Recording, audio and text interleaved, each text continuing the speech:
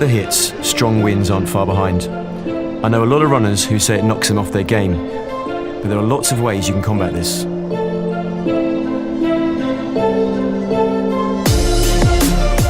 I start by editing my usual running kit, subbing in pieces that are streamlined and can resist wind impact, like the Supernova Storm jacket. That way I'm using less energy when running against the wind.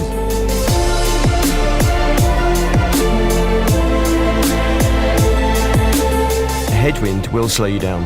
Because you're working harder, run by effort and ignore your usual pace target. And for those who refuse to quit, why not use the wind to your advantage? Try running for 10 minutes facing into the wind, then 5 minutes with the wind at your back. Then repeat for the added challenge.